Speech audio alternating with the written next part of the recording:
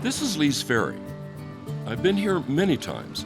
It's where we always load the boats when we start our Grand Canyon trips. This is my friend, Tom Vail. He started Canyon Ministries and took me on my very first trip down the canyon.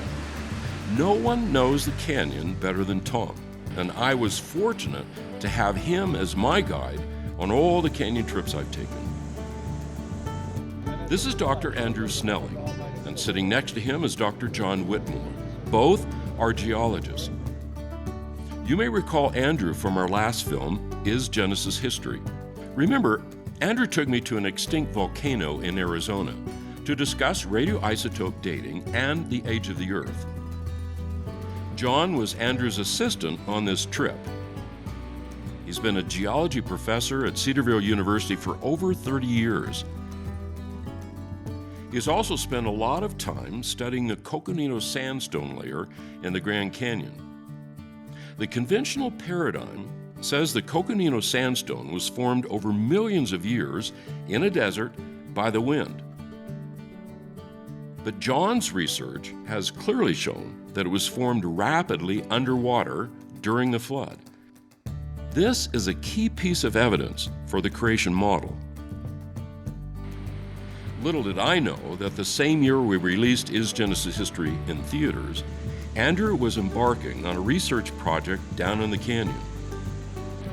He was looking for new evidence that many of the enormous layers of sediment we see all around the world were laid down during the flood.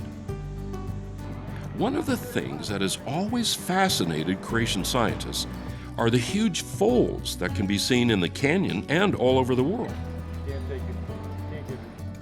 Andrew had a theory he wanted to test. If his theory was correct, it would be important new evidence regarding Earth history and the geological timetable.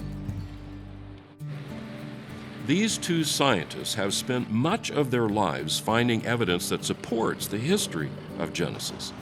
But in all those instances, their work was never filmed. This time was different. They took a cameraman with them into the canyon to capture what they were doing.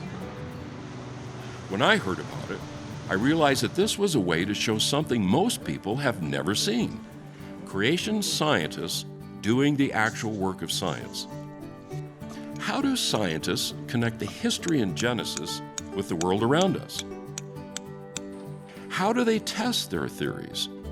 And what did the flood do to create the world we live in today?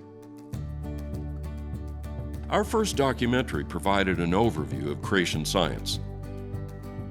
But in this documentary, we're going to explore how creation science actually works, because it is important that you see for yourself how scientists do science. I'm Del Tackett. I'm excited to be your guide as we explore the rise of mountains after the flood.